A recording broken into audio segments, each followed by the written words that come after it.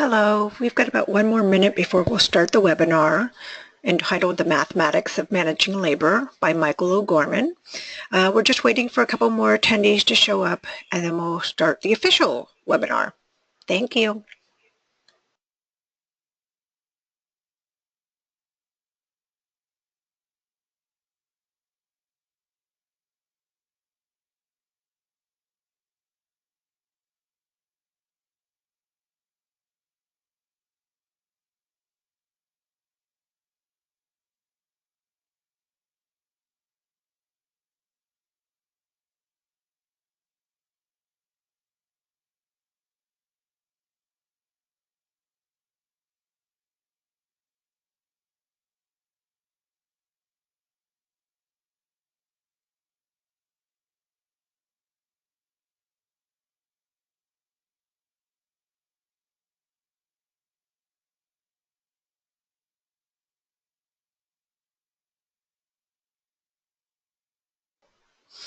Okay, we can start the webinar. Today we are doing the mathematics of managing labor.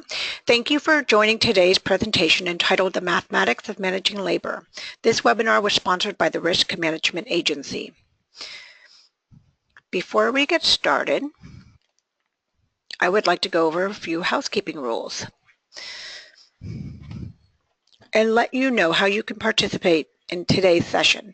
I've taken a screenshot here to show you an example of the attendee interface. You should see something that looks like this on your own computer desktop in the upper right-hand corner. You will have the ability to ask questions using your question pane. Simply type in your questions and click send. We will not be using the raise hand feature. We will pause about halfway through the presentation for questions and we'll do a Q&A session at the end of the webinar. If we can't get to all of your questions during the webinar, we will answer them offline in an email or phone call. Also, we will be recording the webinar and posting on our website for those who may have missed it or want to go over it again. And there will be a short survey after the webinar. Please help us help you by completing the survey. And here's a little info about Michael O'Gorman, our presenter. Michael studied organic farming in the late 1960s, early 70s, and pioneered the locavore movement in the 1980s. After managing 3 of the nation's largest organic farms for almost 40 years, he put down his shovel and started the Farmer Veteran Coalition. And now, without further ado, here is Michael. Okay, good morning and good day, good afternoon, depending on where you are, and welcome back to is about the mathematics of vegetable production. Really excited to start this presentation today talking about farm labor. We're getting our screen set up and go on to okay. Okay, we're going to start with just a real quick review, not as much as we did last time, but to bring us into the issue of productivity. So this is our equation that we're starting with, is the yield, what you produce off your farm, times what you sell it for, minus your cost, equals your profit. In vegetable production, by far and above, the biggest cost is labor. Your yield, once again, is what one produces per area. And your productivity on the next slide is what one produces per time. So this is the friction. These are the 2 things you weigh in every decision you make in your career in vegetable production. And we're going to start today's focus as the previous 2 were focusing on how to increase yield. Today we're going to talk about productivity.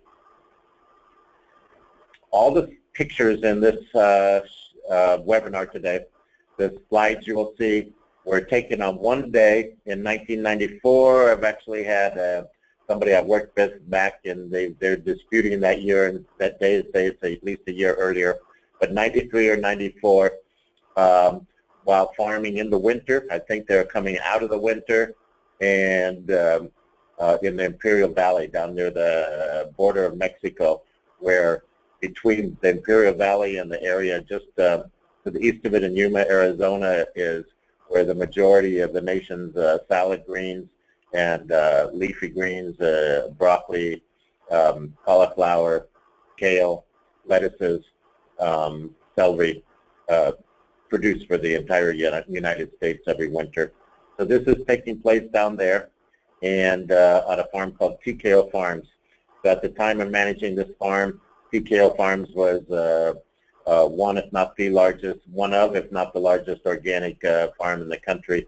And we're the leading producer of organic salad mixes. And really at this time, we're the leading producer of all salad mixes using baby greens. So this shows one day of the 12,000 days that I spent managing vegetable farms. Once again, the greatest cost in vegetable production is labor.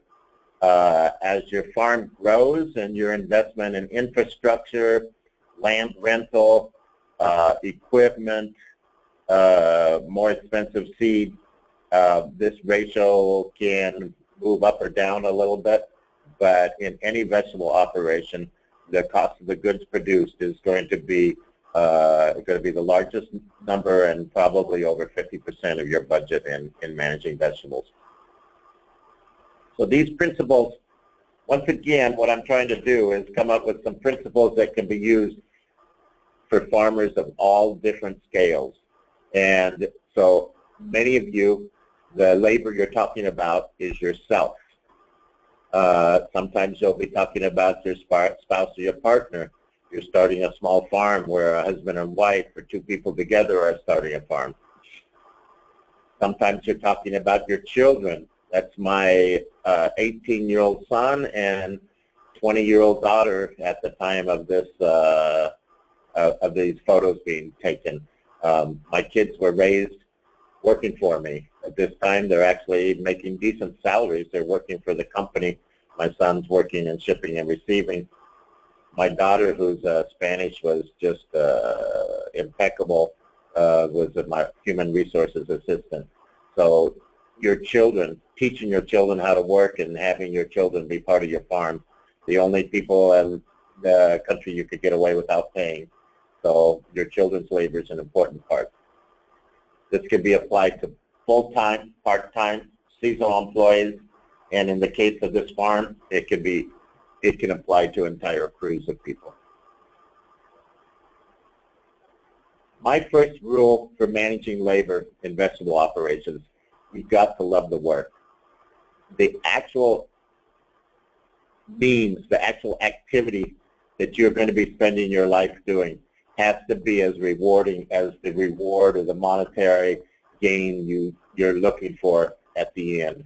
If it is not, it's generally not going to work. And if it's not, it's real difficult to manage other people and ask other people to do it. So you can do what the companies I managed did, which is hiring someone like me who liked the work, who spent several decades before they went into really large farming doing the work himself and enjoying it. So it got a lot easier for me to ask other people to spend 8 and 10 hours a day in the sun doing things that I'd actually spent years doing myself. So the first rule, you got to love the work, or maybe you got to look at something else. Be organized. Every time I hired people on the farms, I would spend, and started farm operations, I would spend a lot of my first year or two. You have to understand these farms I built were built from the ground up, and so most of them were farms that I rented, crews I hired, and operations I started. And so a lot of training went in the beginning. Simple things. If you're going to have a pallet at the edge of the row, put it, square it up, put it perpendicular to the row. If you're going to stack things on them, stack things neatly. Those simple concepts of maintaining work orders and work areas in order, and maintaining order and cleanliness to your farm will be carried through and will be carried forward by those that work for you. So set that example. We talked a lot last week about how to organize your farm. We're not going to repeat all that this week, but by far that's the most important thing you could do to streamline your labor. by following the example or the suggestion I had of having no more than 2 major plant types at one given time, so that you have only 2 types of row spacing, 2 ways to set up a cultivator, 2 ways to set up a sprayer, two types of 2 ways to 2 temperatures for your storage, 2 different boxes. That type of streamlining is going to be invaluable when it comes to the cost of managing labor. Be prepared. Who's the motto of the Boy Scouts? So many of us grew up with it. You want to, when your employees and your family, whoever it is that's coming to work for you in the morning, you want to be prepared. You want them to be able to, when the clock starts at 7 o'clock or 6 o'clock in the morning or 8 o'clock in the morning, when that clock starts, you don't want to lose a minute thinking, oh, maybe I need to go get containers. Let's go get another hoe. We got more people here. Well, let's go find some water. You want to have everything in order. A lot of people suggest doing this the night before. I was a morning person. I tended to put everything I got, leave it all on the map every day. And so I just got up super, super early, at least 2 hours or more before I would start a crew. And, over coffee, make my plans. Have your plan out for the day, not just what you're starting with, but everything you want to have done that day and everything you need to have in place for the day. There is nothing more important than being prepared. This is something people oversee, but I find that employees at any size operation, whether it's one person helping you or it's 50 or 100 people helping you, people want to know not just what are you asking them to do. They want to know why. They want to know, why am I thinning that lettuce? Why am I tying the tomatoes? Why am I taking off this bad fruit? Why am I picking this this way instead of that way? People want to know why. So when people come together, who's ever working for you, take that extra minute after you tell them what to do and tell them why you're doing it.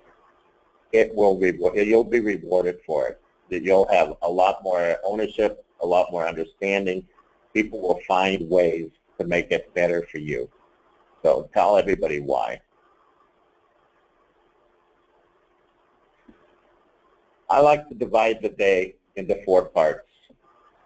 Just as I suggest, maybe moving a farm into bigger blocks and taking your land possibly into four rotations, planting 2 cool weather ones, 2 summer crops, going back and having rotations for the fall and the previous 2. I like to divide the day into 4 parts. So when you plant, think of 2, 4, and 8-hour stretches. What are you going to have the workers do that day? A 2-hour stretch might, if you're growing 2 crops, like I suggested previously, a summer squash, 5 different types of summer squash, and 8 types of tomatoes. That's your first 2-hour block for picking squash. It's most uncomfortable. It itches. You want long sleeves. It'll cut your arms up. You might want gloves. It's difficult. Start it, and you want to get into the cooler fastest. That would be the first one. Maybe do your second break after your first break with tomatoes. Tomatoes need the plant to dry out before you work in them, or you'll be spreading blight and diseases and causing yourself a lot of trouble. So wait just a little bit longer. Tomatoes don't like to be picked when they're too full. It's damaging to them. They can survive 35 degrees, but they don't like to be picked when it's like that. They like to be picked when it's 50 degrees. So go after, pick the tomatoes later. After lunch, maybe it's a hot day, maybe you could go inside and pack your tomatoes and your squash, or with some weeds. But try to break your day into 4 tasks, 4 sections. That doesn't mean 4 different tasks. It might be 1 task for 8 hours, 2 tasks for 4 hours, a task for 2, a task for 2, a task for 4, but break it up into those blocks. Why? The reason why that's really simple. For yourself, for anyone working for you, for anyone you're paying, most of the lost time is spent from moving from one task to the other. Every time you say, okay, we're done with this, we're done with dyeing these tomatoes, let's go to the greenhouse and plant some seeds, you're going to cause a unnecessarily long break. People are going to want the restroom, they're going to check their phones, those that smoke, even if you don't want them to, they're going to stop and take a cigarette, people are going to eat. You got downtime. So what you want to do is you want to make your downtime in your break time. That's why you want to do this way. When you want to go back a little bit more, when you schedule and target what you're going to do in one of those breaks, one of those 2-hour slots, what you want to do is stretch what is possible without exceeding what is possible. In other words, that takes a while to learn. If you have 3 people and you're going to hoe some weeds, and you've actually done a few of the rows a few days earlier, you might say, well, I think we could get 2 rows done apiece. We'll go after 6 rows. That'll be a hustle, but that's what you want. You want to stretch it, and you want it so that, an hour and a half, hour and 45 minutes into it, you can actually push everybody. Let's get this done. Why? Because when we're done, we get to eat, we get to drink, we get to stand up, we get to take a break. So you need to learn how to work that time to your favor. Finally, a lot of bigger companies, and sometimes even smaller ones, people set fixed break times. That is something you can actually, the law requires a break after every 2 hours, and lunch, at least here in California and Arizona, a lunch after 4 hours. But you can work with your crew, and you can get an agreement and even sign them to say, we're going to take our break, we're going to adjust it just a little bit, 10, 15 minutes earlier, 10, 15 minutes later. No more than that. You can't make people work much longer than that. But let's hustle, let's get that job done, then we take a break, then we go on to the next job, and it's done, it's wrapped up, and you or your foreman or your leader make sure everyone, all they got to do is walk over to their next work area, the next space, everything is needed is right there. Set goals. When you play a little basketball in the yard, and with your kids or your neighbors or your friends, or go down to the school and play a pickup game, you don't push yourself unless you know the score. You got to go keep score. This is 3 of my supervisors. The bride is Tim of the Driscoll-Berry family. He was my harvest manager at this farm.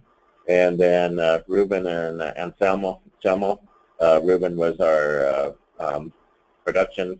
I guess Tim would be a harvest director, Ruben would be production manager, and Anselmo would be a harvest foreman, harvest manager. So they're planning it out. They're, what are we trying to do? What do we have to get done? What does sales need? What are our goals? If we don't get this done today, we're going to be behind tomorrow. You want everyone to go in with a numerical goal. Goals are good. They push people. People feel excited when they're done. It's a motivation. It's a pace setter. It's a reality check. Go into each of those 2-hour work sessions with a goal, share it with the workers, and go for it. Set the pace. Farming is a team sport. If you are not the person that's setting the pace, find someone that can be. If you have physical impediments, which a lot of the veterans we work with do, that's fine. but you need someone in the pace because it's needed. It's athletic, it's physical, it's hot, it's challenging. In the military, you had people that set the pace. You had people that gave the orders. You know, when they said, give me however many push-ups it was, there was a number involved. Essentially, that's what you're doing. And but if you're not having someone there that's willing to be pushing to be the fastest person and setting the pace for everyone else, the pace isn't necessarily going to be what you want. And don't feel bad about it. Farming is this really only works if it's got a good pace to it, and people will feel better at the end of the day if they gave it all they had, and they're tired and they're happy about what they produced during that day. So don't feel conflicted about this. It's I never did, and that's an important part to be able to manage other people. Triage. Know when to fold them, as the song says. Know when to hold them, know when to fold them, know when to walk away. Everybody, particularly in their first beginning years, which I would say 20 years, 15, 10 years of farming, is going to have fields that get away from them. What do you do with that? And when do you decide not to throw more good energy or good money after something that's a lost cause? I would say a lost cause is something that the weed infestation is going to keep you, the cost of getting the weeds out is going to greatly exceed the value of the product. Or the weeds, there's no way you're going to get them out, and you're going to leave them in, and they're going to be going to seed, and they're going to make your weed situation and future crops later worse. So in beginning years, I've said this before, I think when your investment is primarily your labor and your family's labor, you don't have to pencil out your labor. You're learning productivity, you're learning yield, you're learning farming, you're learning how the crops grow. So be willing to take a loss at your labor. But once you start borrowing money and investing and taking risk and having to pay people to work for you, knowing when to fold them is an important thing. And you got to weigh a lot of things, including how valuable, how needed something might be for a market, what else you might be able to save and rescue and take care of if you let this one field go. How would this affect your overall feelings about farming go forward? So this is something there's no real answer to, and I think our next slide is going to be open us up to some questions, and that's something we could also take questions at. So my last presentations, we got a lot of questions. I probably have a backlog of about 50 I have to write answers to. I spent most of the last 2 I went to 6 states and DC for events and presentations in each one, and I owe some of you some answers, but we love your questions, and that's what I'm here for. Thank you, Michael. We actually only have one question at this point. I know they'll start coming in, but one question is from Tim from Old Harbor, asked, would that be used for insects as well? And he's talking about the triage, when to hold them, when to fold them. Absolutely. Absolutely, Kristen. Absolutely. Particularly when you're not able to control insects, but particularly when the insects are not only damaging your crop, making the quality of your crop is going to impugn your reputation of what you want to be known for taking to the market. You also consider that a crop where you're just unable to control a insect infestation, maybe the insects there, maybe the best thing is to turn that field in instead of letting them infect future crops. So yes, it's a tricky situation, and there's some insects you got to walk away from. Thank you, Michael. We have another one. Oh, I'm sorry, it's not a question, it's just a comment saying a great job. So thank you, Dolores. Okay, well, we'll keep going through. And so this is my years of my farming career. I'm kind of well known for the production I did in the organic industry, and that the 3 companies I managed became leaders in the organic industry. So most people outside of my farms knew me for my contribution to organic production. Most people inside my farms knew me for wanting to be a really nice boss. And so this is essentially, I didn't see a separation for those things.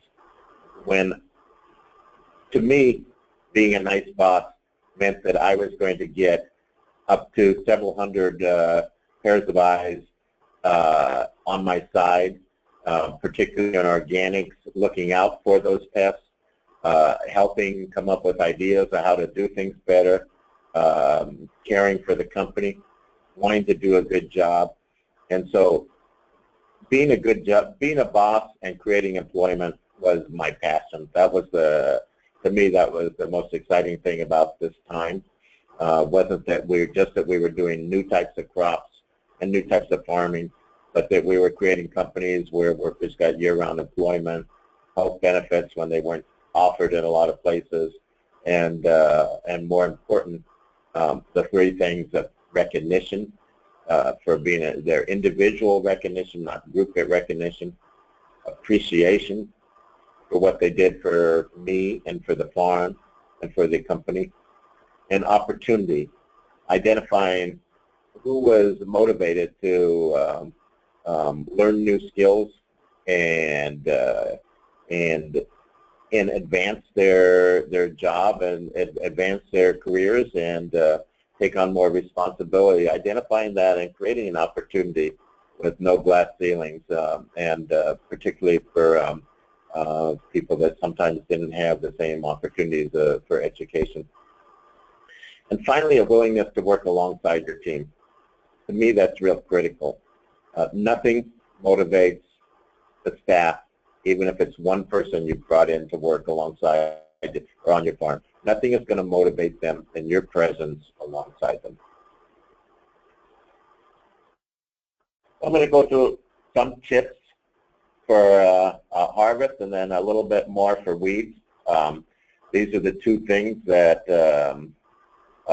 tend to eat up your labor costs if you're not doing them efficiently.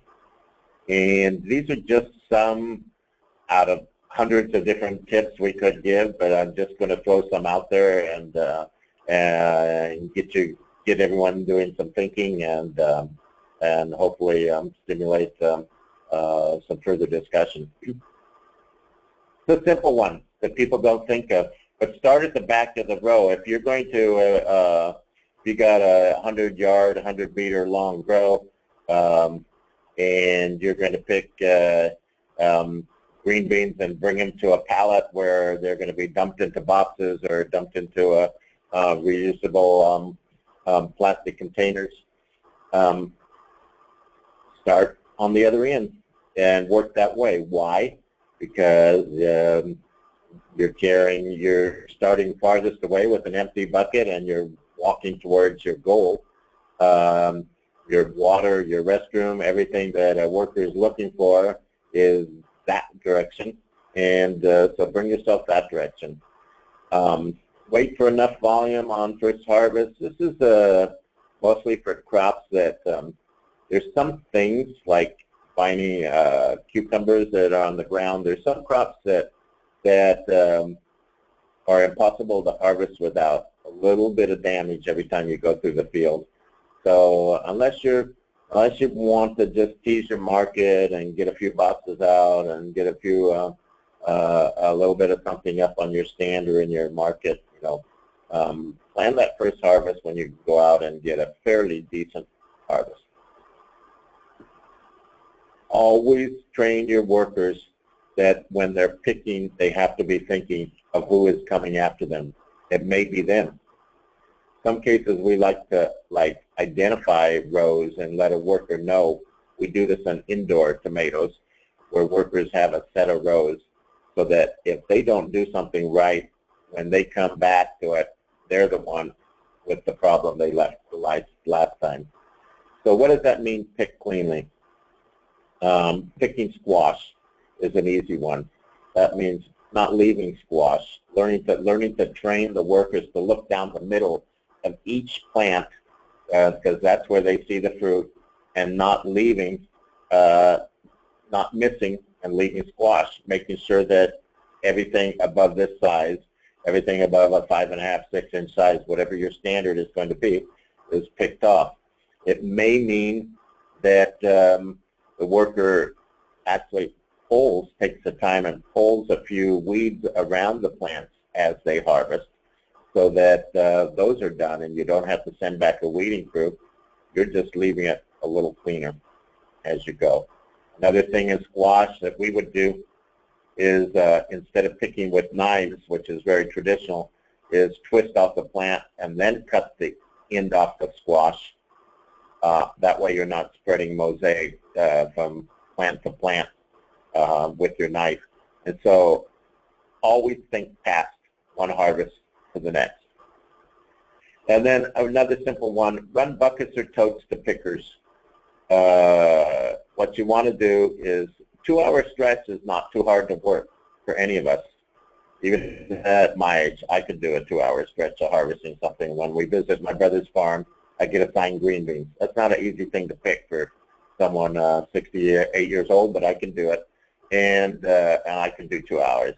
And so what you want is you don't want someone to have to leave the field after 20 minutes and go look for another container or another bucket. You want to preempt them. You want to throw those empty buckets right where they're going to need one and let them keep going at least till the end of the row. They can stand up and stretch and go on to another row. Run someone. When I ran larger crews, that would be my job. I would not only get the buckets to people before they needed them, it would be my way to take their product. I could carry 2 buckets back. I'd get to say hello to every worker that way in the course of the couple hours that I'm visiting that farm and that crew. And they get to keep working. They're motivated. They're excited. They're grateful that that a boss came out and said hi to them. I get to, you know, tell them to pick a little bigger, a little smaller, a little more carefully sometimes. Mostly I just get to tell them what a great job they're doing. Now we're going to go through some strategies for weed control. Weeds are the death knell for the labor costs for the small farmer. So probably going to have to do at least one entire session on strategies for weed control, but I want to throw some of them in here today. I got 3 pages, 12 suggestions. My biggest suggestion for weed control is that you till deeply only once a year. Why is that? Because weed seeds live in the ground, some of them for decades. Some of them only for a few years. All seeds are differently, but some of them for decades.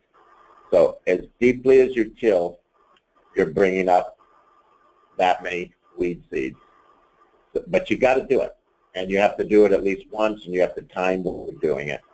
So what we would do in this farm is, and I talked about fallow fields in rotation, we would plant at least, this is a winter production farm.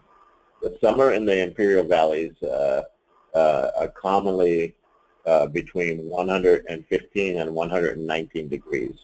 You have to wait till the soil temperature cools down to not burn a transplant, which usually happens about the 20th of September. So we grow summer cover crops. and then we chop those and plow them in. And then we prepare the field and we raise these beds like this. But this is a bed shaper that's got, these beds have been shaped by a 4-row bed shaper.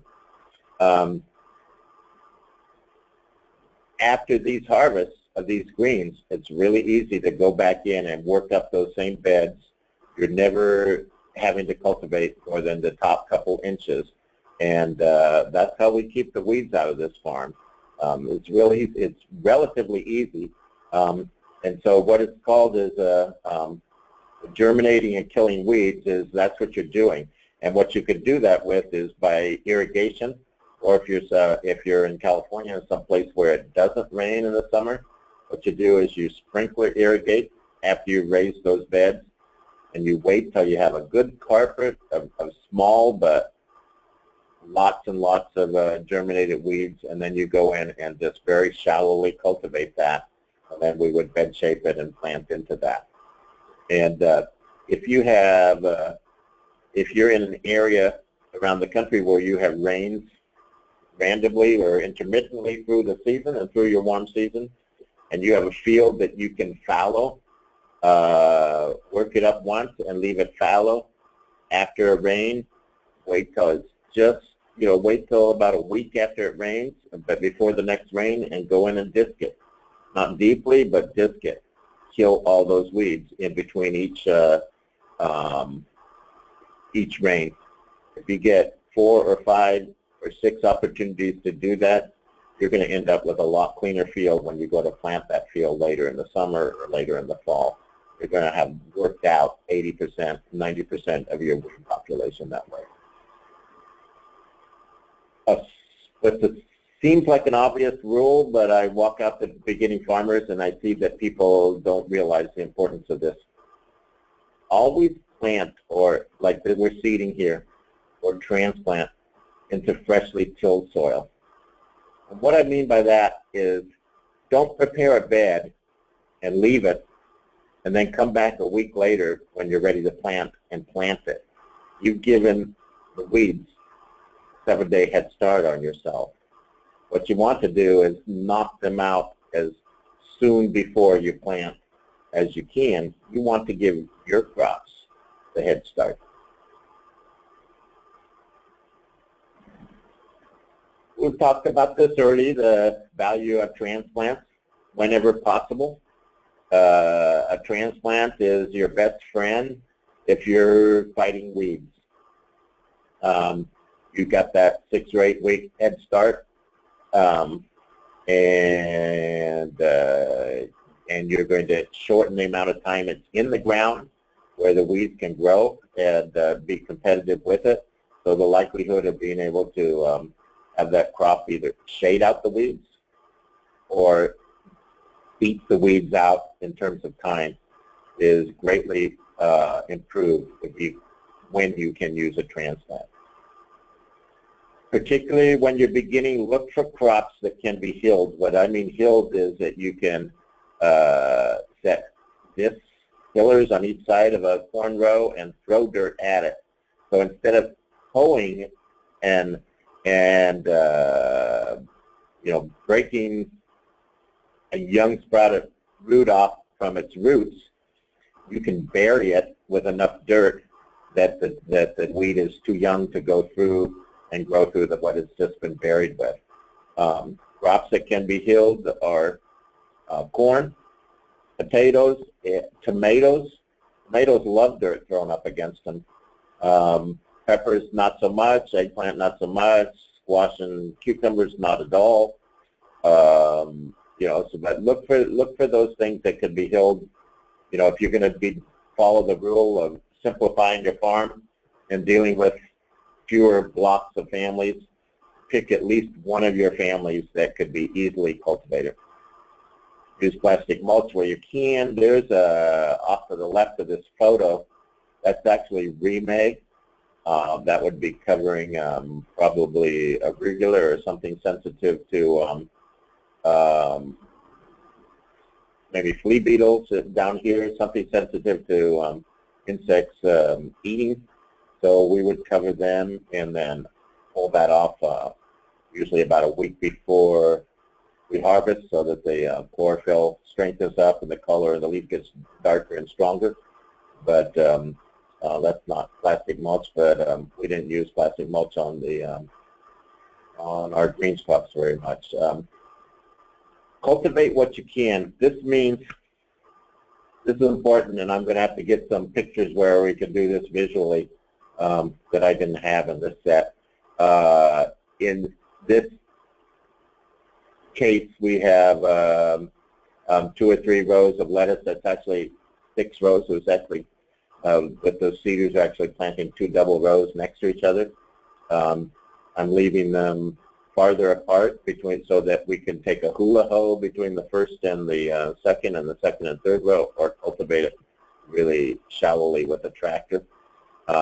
But in any case, this field, you can always cultivate. You can go in and cultivate the middles, the ground where these gentlemen are stepping, where your tractor tires go. I liked when I had mixed vegetable farms and what we call truck farms and 25 or 30 acres of vegetables, I liked using the similar, what I said, all the same row spacing, where everything was either 36 inches or 72 inches.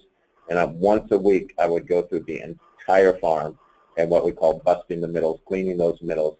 And so what you're doing is, like, even if I had a crop with some weeds that were not exactly where I wanted them to be in the middle of the row, I'm taking care of all that space between the 2 rows. And that's really valuable. That's half the job done. Get it done regularly and get it done with the tractor. Have the right tool for the job. When I hired crews to thin lettuce, and I had a 16-person crew, the foreman would come out with 48 hoes.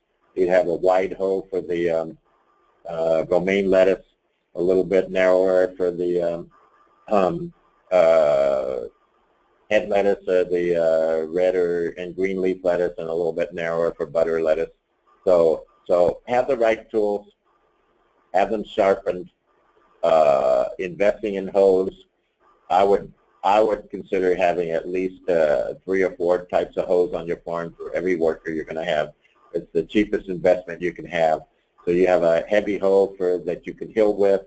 You have a lighter hoe that you have a hula hoe for between rows. You walk down between rows, and you have a lighter hoe that you can get in and around plants with. And sometimes you have a diagonally pointed hoe.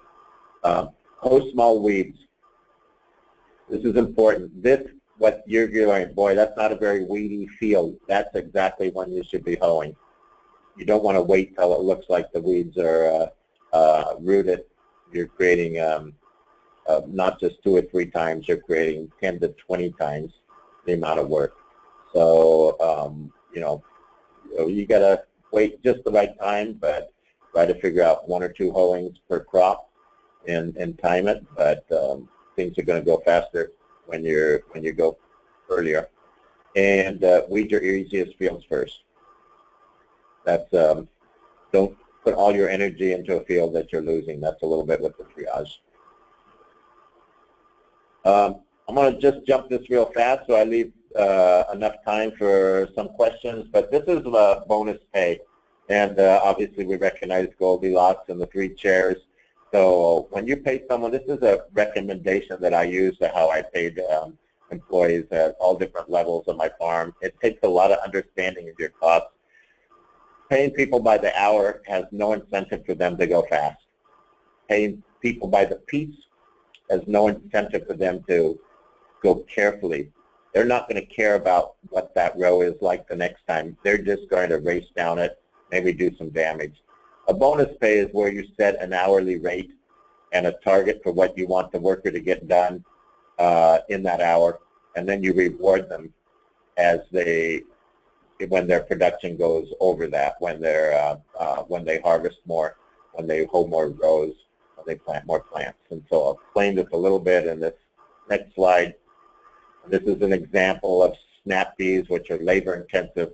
You cannot have someone pick snap peas, cherry tomatoes, snow peas, these are snow peas, anything that's going to just be labor intensive. You just can't do it without some incentive for reward for how fast they're going to pick. So very simple. If someone's going to pick 10 pounds of snow peas, which is an average size wholesale box, in an hour, and you're paying them $10, which might be $8 an hour plus their benefits, it's costing you $1. So you go, well, that's my target. What if I gave them 50 cents for every pound afterwards? And an average worker is going to increase their productivity by about a third in this situation, in which case you're paying them $12.50, but your cost goes down. And so, and if they get really going and double, you're paying them 15%, but your cost goes down a little bit more. So this is a mathematical win-win situation, and that is exactly what you want to create on your farm with your employees. You want a situation where the more your workers make, the more they do for you, the more they make, and the less your cost is. And it's a little tricky to learn. I will help anybody that helps me, wants their help in setting up a program for their farm. But this is a great opportunity, and it's a mathematical win situation for your farm, and it's something that you need to look to and learn, and take some while to learn. So let your workers know you have some trial and error to figure out exactly what works. There's a quote by St. Francis of Assisi. Farming is labor. You know, there's nothing that's more laborious, but there's nothing more beautiful. And when it's done, there's nothing more artistic. And so, you know, love the labor, love the act of farming, and if you do that, you can succeed at it, and your love will be shared by those that work for you. So we're going to open up some questions and see how we can help you out on your farm. Hi, thank you, Michael. Okay, we have one from Tim is asking, how deep is a deep till? It's plowing, it's subsoiling, anything, really anything, you know, whatever you have to do to chisel plowing, anything that you need to do to turn plant matter in and get it to decompose and break down, that would be a deep tillage. So this field was probably not plowed. It was probably subsoiled crossways. For some people, that's something you could contract out and not have to get a heavy tractor for. And then once these rows are raised, we use that same row 4 or 5 times in the course of a year. That's how we get the weeds out. Thank you. We've got Marie who's asking about a no-till program. So what cropping, cover crops, planting, transplanting into that? How do you solve that? I don't really, in vegetable production, I really don't fully have that. That's not I don't have experience with that. I would worry about weed control. I would worry about, I mean, no-till has a lot of connotations out there. It's become real popular in conventional production of grains and beans, and it basically means that they're not cultivating, and post-planting they're using herbicides. Now, in organic production or vegetable production, I would worry, number one, about you know, what's not being tilled under, and are you creating unnecessary competition for your water and your fertility and the plants you're growing. But I can look into that a little bit more and see if I can help you come up with an answer for that. Great, I will get you that connection. Another question from Mark is, have you tried to use V-plows to control weeds? What pros and cons have you seen? I don't know what a Z-plow is. Maybe I think I've heard the name, but maybe I know it by a different name. So maybe Mark can explain what it is a little bit more to me. Oh, the V is in Victor. Oh, V-plows as in Victor. Well, you know, there's a lot of different terminology, even across the country, and in different sectors. You know, the row crop people, vegetable people use different names. So a lot of farmers say plowing when they mean cultivation. They say, I'm going to go out and plow this lettuce field. They mean cultivate it. So a V-plow could just be using the same V-shaped deep cultivators that you use when you raise these beds in the first time to set them a little differently and just continually cultivate the middle of these rows. They could also be referring to your cultivator shovel. So I'm gonna have to claim that I'm not sure what we're speaking of here. Okay. We'll try and get back to that one. Mark is also asking, when using plastic mulch, do you place the black side up or the white side? You ask the advisors, but it depends on the time of year. So normally you would have the black up because that's going to, normally you do, but there's all different combinations of white and red and black and white and black and red, and I would really recommend you ask to the manufacturers and the time of year. So it depends, are you heating, and even some types of grass. So there's some types of grass that if you actually create too much heat underneath will thrive under that plastic and drive you absolutely crazy and create more competition. So I would say that get your manufacturer's advice just at the time for what's the best. Okay, thank you. David asks, can you explain the row spacing in the current slide? Yeah, if you see David, I'm just looking, whoops, the row center there is actually, that's what happens when a hopper plugs up and somebody's not walking and checking behind it. So the middle row, this is actually planted with the planter was on an earlier slide. This is one of the reasons why I think this was dated, predated what I said, 94 by a year or two.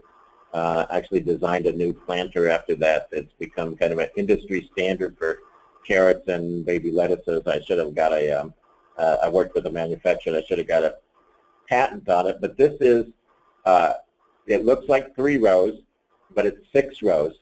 This would be arugula, which was a major crop. In the 90s, this is a big field of arugula.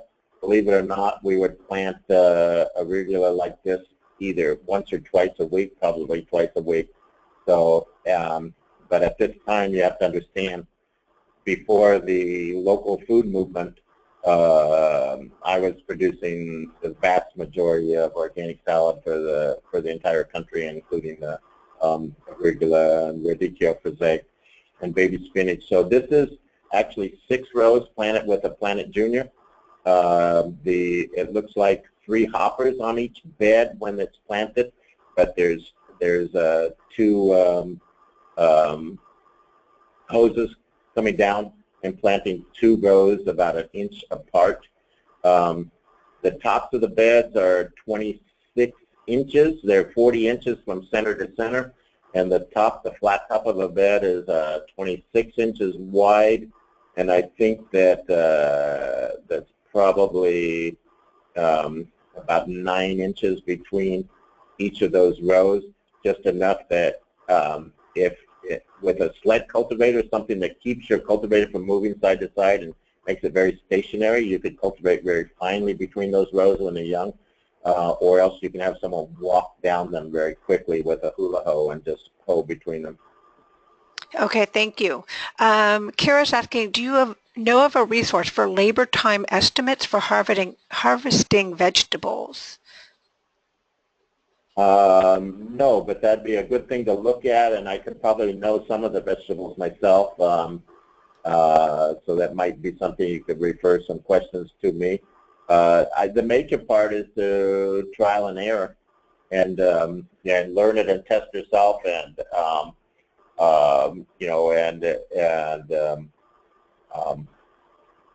it's something you're going to have to learn over time.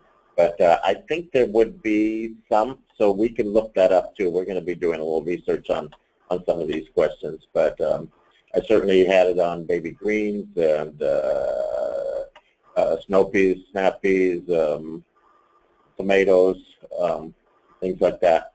But you also, one of the reasons why you do that bonus pay, you keep that hourly rate, is because your yield's going to go up and down. I mean, your productivity, how much people can pick is going to vary depending on what point in the harvest it is. And you don't want the excess you're paying to supersede the hourly wage, so that when a worker does have to deal with a field with less yield, it's not the end of the world for them. It's a way to make some decent extra money in the 20 to 40 to 50% range, but if it's not there, they're surviving. Thank you, Michael. Kay had some questions, but I think you pretty much answered those as well. The rules of thumb do you have for harvest quantities per hour, harvest cost in relationship to product price? Do you have any other answers to that? Maybe I should ask it again. Yeah, maybe we could, let's work on that and try to get a paper out about that and get that posted, because that's a really good, and that's going to vary from crops to crops. So a real rule of thumb, what you'll see, look at where things are grown, and it's really easy to see down in Mexico and see real quickly what are the most labor-intensive crops that go south of the border. Green onions was the first thing to grow. The volume of cherry tomatoes, snow peas and snap peas are either grown in Mexico or Guatemala often. So, to do these labor-intensive things in the U.S., you got to make sure you're getting enough return for them, and that they're not eating up all your labor. Okay, we have from Julie, could you explain more about adding product lines rather than products? Yes, Julie, the concept is that I suggested last week, that instead of when you're starting and learning to grow vegetables, and even on large scale, I took this concept into growing, 15, 20 $million or more of product a year on large farms. I would limit the amount of product I'm growing on any one farm at one time to families of crops. So in this case, arugula is in the mustard family. So we would do arugula, we do tatsoi, we do red mustard, we do Mizuna mustard. But we would also do a line of baby lettuces and a line of spinach. But the thing is, they're all planted the same way. They're planted the same 6 and 40, I have the same bed, 40-inch beds, 6 rows on top of them, looking like they're 3 rows. The irrigation is very similar. The fertilization is very similar. If I need to spray them, as I did there organically for treatment for aphids going into the spring, or whitefly coming out of the fall, the spray rig set up the same way. The other crops would be on this ground would be radicchio or frisee. I would plant them 2 beds. They're both chicories. They're in the same family. They're both grown from transplants. I would plant them by transplant 2 rows to a bed. They have a little bit different spacing, but so same thing. They have to be left in the ground longer. They need more fertility. They need more nitrogen as the plant grows. So, but essentially, I have this farm divided into 2 types of crop plans, and then going on to other farms, I would you do that same. So a product extension, a line extension would be, instead of doing 1 squash zucchini, you add yellow zucchini, yellow crookneck, sunburst, the yellow patty pan, and maybe a white patty pan. You have 5 squashes, but you're planting them all the same, and you're harvesting them all the same, and you're sending the crews out to manage them all at once.